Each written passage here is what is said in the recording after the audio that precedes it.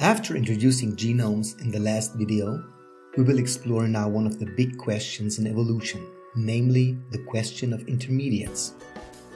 In his famous work, The Origin of Species, Charles Darwin stated, "If it could be demonstrated that any complex organ existed, which could not possibly have been formed by numerous successive slight modifications, my theory would absolutely break down." This prerequisite for the theory of evolution has been fiercely discussed ever since it was stated. Usually it is interpreted in the way that during the evolution of an organism, all intermediate stages, that is the complete chain of predecessors leading to the current organism, had successive little changes and all of them were advantageous for survival. In order to contradict this prerequisite, it is often asked, how could the forelegs of a reptile possibly evolve into the wings of a bird? During that process, a creature must have existed with limbs, half a leg and half a wing, so to speak. But what half a wing is good for? It is certainly less useful than a full wing and also less useful than a full leg. So this creature was handicapped and hence eliminated by natural selection. Consequently, critics argue, this creature cannot be the predecessor of the bird with wings we had in mind. So let's explore this specific question. Do intermediates have to be strictly advantageous in order for evolutionary development to happen? Whilst in biology and nature it is hard to really pin down such a question, within our model we can easily explore it. And at least within our model we will find a definitive answer to this question. A part of the answer is something we have seen in the last video. We had seen genomes evolve with only Go genes. Despite the fact that genomes with 2 or more Go genes provided no advantage over a single Go gene, we saw those genomes appear.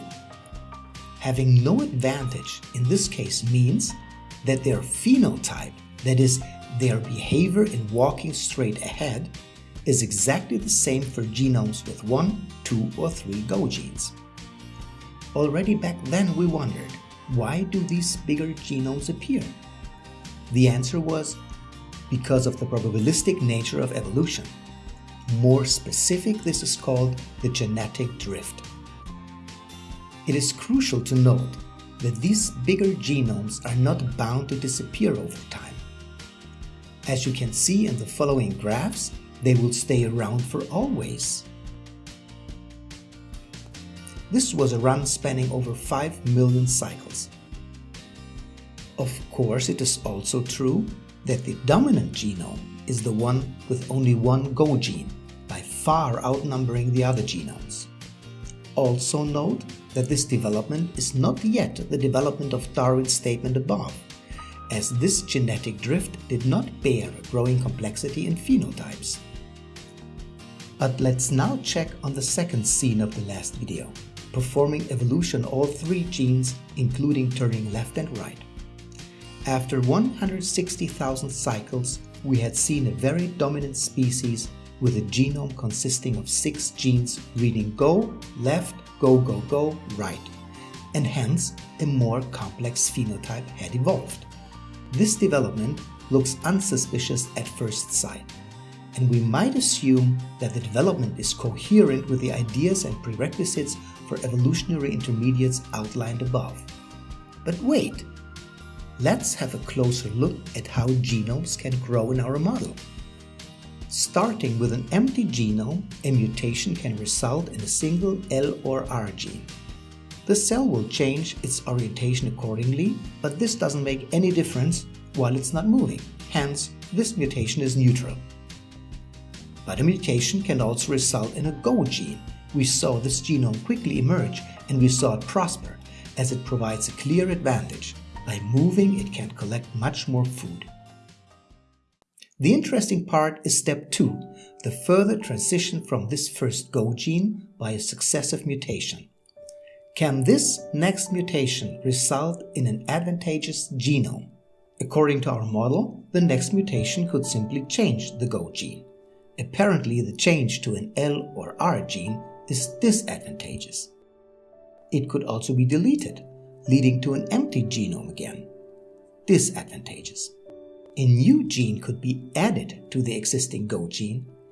If this new gene is a L or R gene, a cell is created which runs in a small circle. In fact, this behavior is disadvantageous in the given environment. This might not be immediately obvious, but we will prove it in just a minute. The last possibility is to add another Go gene, resulting in a neutral mutation as we have just seen before.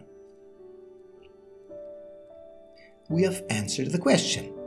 In order to increase complexity, it is not necessary for all intermediates to be advantageous. Step 2 could not provide such an advantage, and still complexity grew to a genome consisting of 6 genes. We still have to prove that in fact no genome consisting of 2 genes has an advantage over a single Go gene. This is easy to do. We simply run the same simulation again, but this time restricting the genome size to a maximum of 2 genes. And here's what we get after 1 million cycles. First, let's bring to mind there are 13 such genomes. The empty one, 3 genomes with exactly 1 gene, and 9 genomes with exactly 2 genes. Hence, you see the index running from 0 to 12. The rows are ordered by the size of the according population. The most successful genome is the one with a single Go gene, followed by the genome with 2 Go genes. Other genomes with 2 genes are basically non-existent.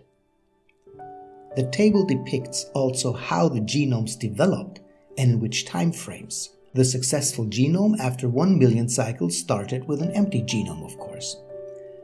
After 14 generations, it mutated into a single Go gene and stayed like this for more than 129,000 generations.